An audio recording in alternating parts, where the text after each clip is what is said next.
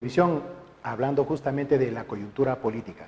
Doctor, ¿cómo está? Buenas noches. Doctor Jorge Salazar Soplapuco está con nosotros. Buenas noches, estimados amigos, y un saludo fraterno a Catequil, esta nueva propuesta. Doctor, como mencionábamos hace un ratito así, detrás de cámaras, por así decirlo, antes de estar al aire, el Congreso nunca decepciona en tenernos así en ascuas, darnos carnecita para el show, para la conversa, para la discusión, y para esta contraposición también y enfrentamiento entre peruanos, ¿no? Efectivamente, ¿no? Es una fuente permanente de información, ¿no? Algunas veces para llorar, como decías, otras veces para hacer drama, y otras veces para generar estas crisis políticas que nos ayudan a reflexionar y nos ayudan a sacar conclusiones que el Perú todavía está en proceso de construcción, la institucionalidad, ¿no? Y este proceso de institucionalidad también depende mucho de cómo ejercemos nosotros nuestra ciudadanía. Una ciudadanía que no está correctamente informada, que está manipulada por partidos políticos, que está manipulada también por candidatos que muchas veces hacen grandes campañas, invierten grandes cantidades de dinero, justamente para colocar a personajes como los que vemos en los shows que se han convertido el Parlamento, ¿no? Efectivamente, hay una suerte de combinación entre nuestra responsabilidad como ciudadanos, porque somos los que los elegimos, y esta suerte de élite política que el Perú tiene. Entonces, hay una correspondencia, somos responsables de lo que elegimos, y los que elegimos cometen barbaridades que nos hacen causar vergüenza. Esto ha dicho una cosa bien clara, ¿no? El ciudadano tiene que ejercer la ciudadanía sabiendo elegir, y sabiendo también rechazar a quien eligió y lo decepciona, como lo estamos viendo en este momento, para que en una nueva oportunidad no volvamos a elegir a los mismos, sino que evaluemos su conducta, su práctica anterior, sus conocimientos legislativos, sus conocimientos del Perú, para que estos sean reflejados a la hora de elegir y elijamos muy buenos representantes, que es lo que nos falta, ¿no? Lamentablemente lo que estamos viendo es un triste espectáculo, como lo mencionaba hace un instante, y lo que nos damos cuenta es que el poder legislativo, representado en estos congresistas que tenemos, no leen la propia Constitución, no leen sus propias normas y quieren pasar inclusive por las normas de otras instituciones que también deben mantener su propia independencia, su propio funcionamiento, su propia organicidad. Hay una suerte de ignorancia supina, ¿no? Porque cuando yo escucho el debate parlamentario, digo, uy, no han leído la Constitución, no tienen una formación real, profesional o política, o detrás de todo hay suertes de intereses ocultos que no lo dicen, pero que se evidencian cuando plantean estas cosas. Por ejemplo, no saber que ahora los poderes del Estado, tanto el Ejecutivo, el Congreso, como el propio Poder Judicial, son poderes que no se pueden concebir absolutamente como intocables. Cada poder tiene su control, cada poder tiene su sistema de checking de lo que estás haciendo, y te controlo poniendo límites, poniéndote observaciones. Mira, estimado, de una sociedad moderna y poderosa como Estados Unidos. Te voy a poner unos ejemplos, ¿no? El 2018, Trump, el expresidente de Estados Unidos, quiso sacar a inmigrantes así, con orden administrativas. Los inmigrantes fueron a un juez, así de circuito, de tercera categoría, y el juez le impidió a Trump, al presidente de los Estados Unidos, aplicar su medida, y suspendió su medida. El actual presidente Biden de los Estados Unidos también quiso prolongar no salida de expulsión de inmigrantes, y han ido, un congresista ha ido a un juez, y el juez ha sacado una medida y ha impedido que Biden, el presidente actual, aplique su medida. En México, una jueza ordenó que el Congreso mexicano emitiera legislación de protección a las trabajadoras adolescentes y niñas que estaban siendo esclavizadas. Y aquí en Perú, para poner un ejemplo, aquí en Perú, cuando se sancionó a Javier Díaz-Canseco, producto de una investigación que se había hecho violando derechos constitucionales, Díaz-Canseco interpuso una acción de amparo, y un juez ordenó que se suspendiese esa sanción y se vuelva a emitir un nuevo informe. El Congreso aceptó. 2014, Alan García interpuso una acción de amparo contra una decisión del Congreso donde se le notificaba, sin indicarle las causas de la notificación, los delitos o para ejercer la defensa. Y un juez dijo, un momentito, No se te puede notificar para abrirte una investigación sin saber por qué se te abre una investigación, sobre qué cargos, ¿por qué? Porque ese es violar derechos constitucionales. El juez le ordenó al Congreso declarar nula esa notificación. ¿Por qué, estimado? Porque en los estados modernos hay estos contrapesos. Los poderes no se ejercitan arbitrariamente, se ejercitan conforme a sus competencias y conforme a la Constitución y su reglamento. ¿Qué ha sucedido ahora? Lo mismo. Hay un proceso de selección al máximo Tribunal Constitucional. El Congreso ha aprobado un reglamento donde existe una serie de estipulaciones de cómo se selecciona a los postulantes para que luego el Congreso elija, y uno de ellos, que ha sido afectado por este procedimiento, ha presentado una acción de amparo con una medida cautelar. ¿Por qué? Porque según él, este abogado dice que el Congreso ha violado el debido procedimiento, no ha respetado su propio reglamento, no ha respetado las notas que han logrado obtener, no ha publicitado la justificación de las evaluaciones. En otras palabras, se ha roto un derecho constitucional que está establecido en la Constitución, el debido procedimiento o el debido proceso. Frente a esta situación, la jueza ha leído la acción de amparo, ha leído la cautelar, el pedido, y ha declarado fundada la cautelar. Y le ha ordenado al Congreso, no, y hay un malentendido ahí, ¿no? Le ordena suspender, retrotraer el procedimiento para corregir los errores que se han cometido. Claro, claro. No se está metiendo en las funciones legislativas o el propio Congreso, está corrigiendo grasos violaciones de derechos constitucionales de un postulante. Prácticamente le está diciendo, retrotrae el proceso para que empieces a hacerlo como se debe hacer. Exactamente. Respetando las normas y las reglas que tú mismo has interpuesto y que también son normas que sigue el mismo Tribunal Constitucional. Exactamente. Yo esperaba, así te lo digo con toda sinceridad, estaba tranquilo porque dije, bueno, pues ahora el Congreso va a retrotraer el procedimiento o va a apelar la decisión de la jueza. Uno tiene el derecho a la doble instancia, va a apelar la medida cautelar y va a esperar que la sala de la Corte Constitucional de la Corte Superior de Lima se pronuncie para continuar. Pero yo no esperaba, estimado, nunca esperé esa reacción rabiosa de los congresistas, inclusive atentando contra la honorabilidad de la jueza, ¿no? O sea, yo escuchaba adjetivos muy machistas, ¿no?, contra la jueza. Y tampoco con la experiencia con excongresistas que dicen que a mí no me importa, hay que ejercer la competencia del Congreso, que ese es inmiscuirse en las competencias del Congreso, que este es un poder del Estado. Falso. Eso fue hace 2 siglos, 3 siglos, donde el Congreso evidentemente era un poder absoluto y se acataba lo que él decía, pero en los estados modernos no. Ningún poder del Estado es absoluto. Siempre hay un control, un checking y balance, como dicen los ingleses, ¿no?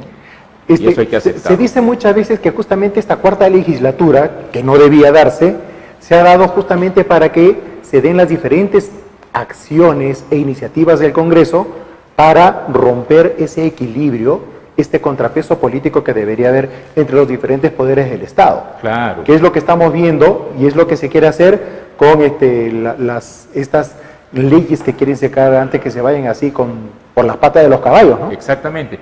Y ahí hoy he estado leyendo de que se han presentado otra acción de amparo donde precisamente estipulan lo que tú dices, ¿no? Esta nueva acción de amparo sí va al fondo del asunto. ¿Y cuál es el fondo del asunto? Que esta cuarta legislatura es inconstitucional. ¿Por qué? Porque se aprobó sin doble votación. Y hay un razonamiento ahí básico. Nuestro Congreso es unicameral. Y por eso el Tribunal Constitucional dijo que como es unicameral, es decir, no existe otra Cámara que pueda revisar, discutir lo que la primera Cámara aprobó, entonces adoptó una modalidad que en este tipo de decisiones trascendentales que transgreden o transforman o cambian reglamentos o leyes orgánicas, haya una doble votación. De tal manera que la primera votación actúe como primera Cámara y la segunda votación de reflexión, de ver el panorama social y político, a lo mejor cambia o no cambia, sirva para precisamente evaluar la primera decisión, funcione como segunda Cámara. Pero la cuarta legislatura no se aprobó así. La cuarta legislatura se aprobó por mayoría y se obvió de segunda votación. Se exoneró de segunda votación. ¿No? Claro. Ese es el fondo del asunto que ojalá se resuelva pronto, porque si el juez constitucional, que claro, esto va hasta el Tribunal Constitucional, si el juez constitucional declara fundada esa petición, todas estas leyes aprobadas son nulas. Todo lo actuado en esta cuarta legislatura, sí, incluyendo todas estas acciones del Tribunal Constitucional, son nulas. Y leyes que se están dando estas últimas semanas. Leyes sobre cuestiones económicas, leyes sobre diferentes inversiones, en fin, todas estas leyes que ponen en riesgo inclusive la estabilidad económica pueden ser declaradas nulas porque precisamente son fuente, han sido creadas, legisladas por una legislatura que es inconstitucional. ¿Cuál podría ser, haciendo una especie de análisis, tratando de meternos un poquito en la cabecita de los congresistas, ahí justamente, cuál podría ser la razón que ellos consideren o interpreten a su favor para exonerar de una segunda votación esta cuarta legislatura? ¿En qué podrían ampararse, por así decirlo? Yo creo que el único argumento es que habían leyes de trascendencia nacional que deberían producirse en este periodo, o actos legislativos, como en este momento estamos discutiendo, la elección del Tribunal Constitucional, que eran irremediablemente efectuados en esta legislatura. No hay otra. No hay otro argumento. El interés público. Pero ese argumento está por encima de las propias normas del Congreso. No. O sea, ningún argumento puede romper la Constitución, ningún argumento puede romper una decisión del Tribunal Constitucional que ya estableció cómo debería actuar en estos casos el Congreso.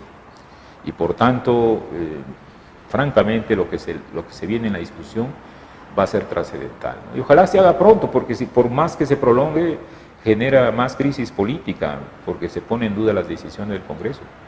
Muy bien. Se ha convocado a citación del Pleno para el día de mañana, reunión del Pleno, para seguir con esta elección de los miembros del Tribunal Constitucional. Hoy día se cayó, y se cayó básicamente porque no han logrado los votos. Se dice, algunos juristas, algunos constitucionalistas o abogados están diciendo que los congresistas que están votando o ejerciendo su voto están avalando este incumplimiento de lo dictado por la jueza el día de ayer. ¿Cuál podría ser la sanción? ¿Qué lectura usted tiene de esta desobediencia?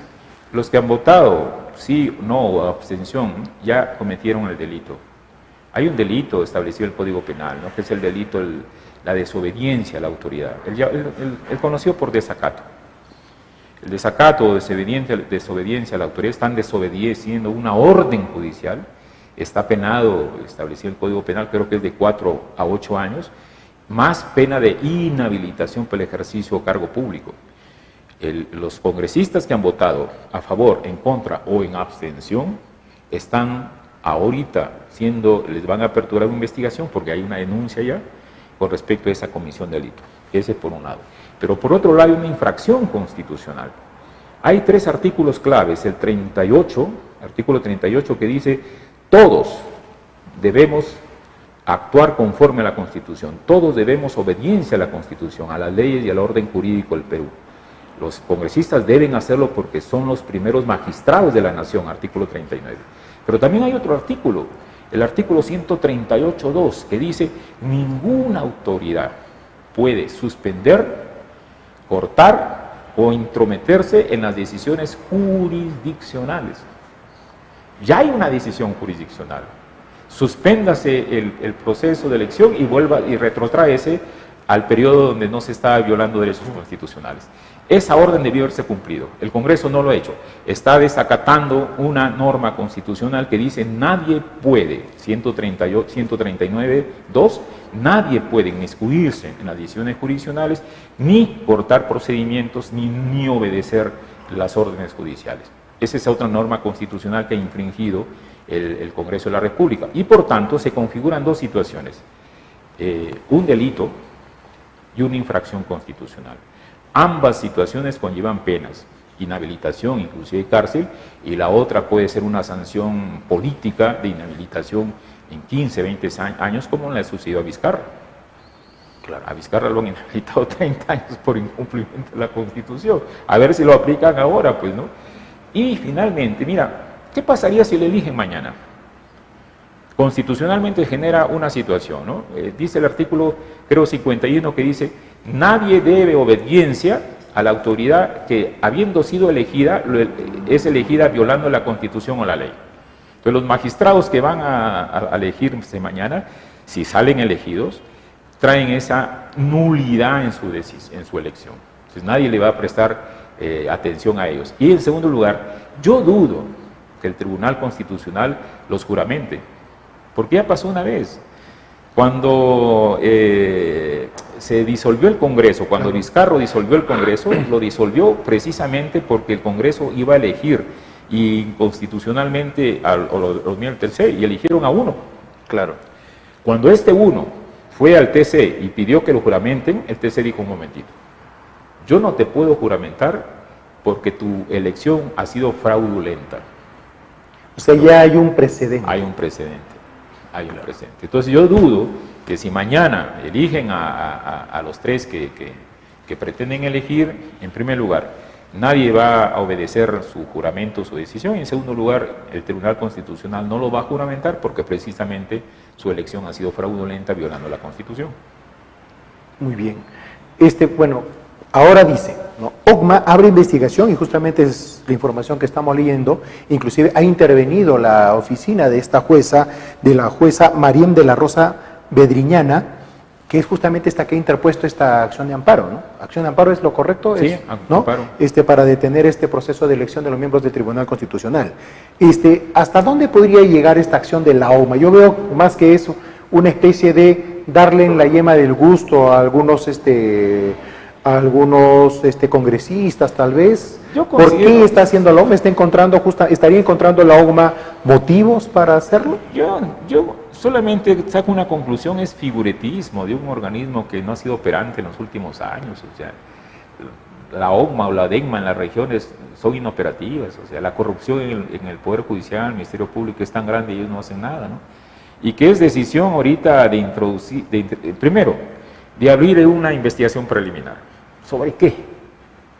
Cuando las decisiones jurisdiccionales se discuten en el proceso. O sea, por más que a mí no me guste una decisión judicial, no por sí voy a investigar preliminarmente. ¿Por qué? Porque eso parte de la idea que la coimearon o ha violado terriblemente sus competencias jurisdiccionales, o simplemente no cumplió lo que establecía sus competencias. Entonces, yo presumo que te investiguen a ti porque te han coimeado. Absurdo, porque no es un tema de esa naturaleza. En segundo lugar, introducirse en su oficina para investigar a una jueza por un amparo, una decisión, es un absurdo.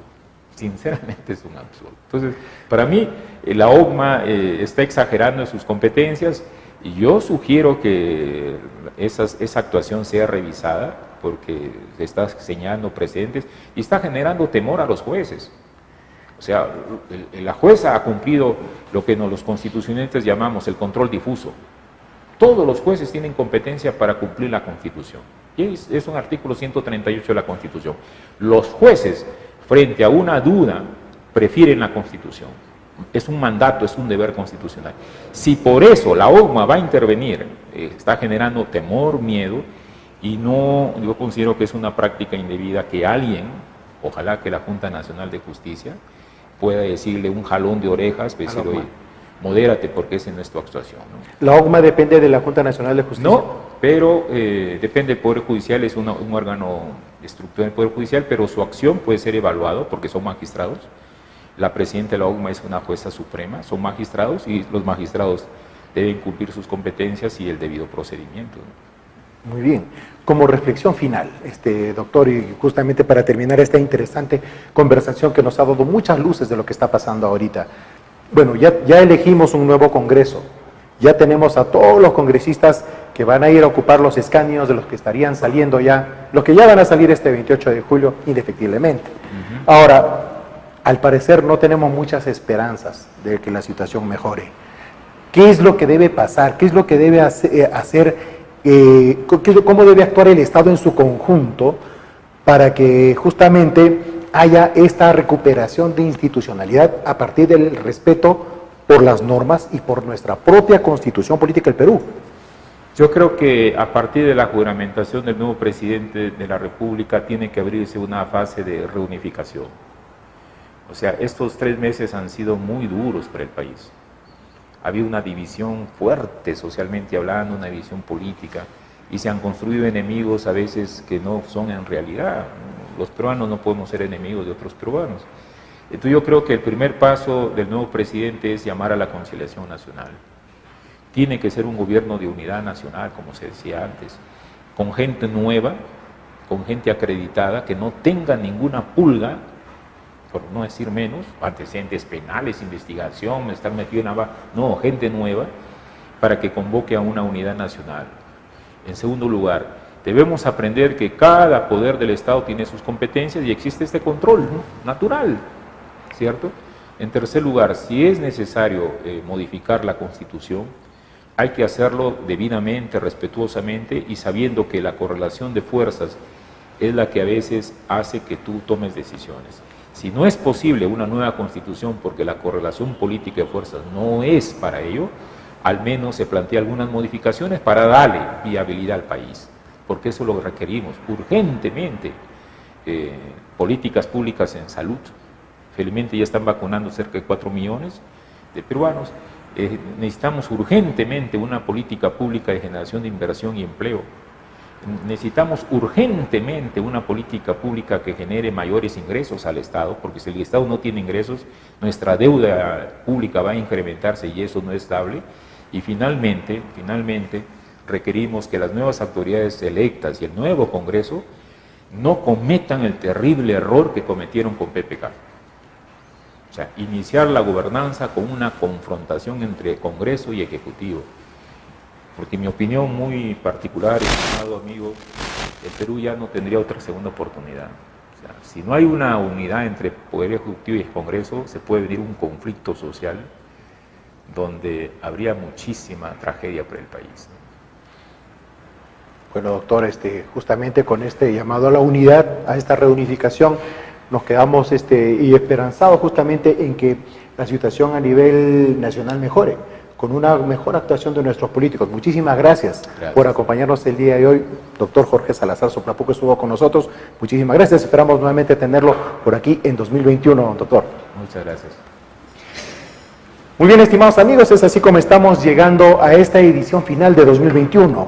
Mucho por hacer, mucho por reflexionar nosotros también como ciudadanos. ¿Cómo elegimos a nuestras autoridades? ¿Cómo nos entendemos entre peruanos? ¿Cómo es que nos formamos? ¿Cómo construimos ciudadanía a partir de un nuevo conocimiento de lo que son nuestras propias normas, nuestras propias leyes? El respeto por ellas. Como ciudadanos tenemos que empezar a participar un poquito más en la política nacional, en la gestión local. Ojo, que lo que está pasando ahorita, este gran circo que se ha convertido en nuestra política nacional, también va a ser el reflejo, o se va a ver reflejada en la próxima campaña que ya se viene, dentro de un año no más. Esta próxima campaña para elegir autoridades locales y regionales. Esperemos que justamente salgamos de este hoyo en el cual estamos. Esta crisis política que también está repercutiendo en la manera como respondemos los peruanos a una crisis sanitaria, en la cual aún estamos atravesando y se viene una tercera ola. Mantengámonos unidos, mantengámonos en casa, cuidándonos mucho y por si acaso, por supuesto, hay que informarnos muy bien. Hay que seguir a los medios de comunicación que informan objetivamente, sin manipular la información y sin sesgarla. Muchísimas gracias por su sintonía. Esto fue 2021 por Catequil Televisión.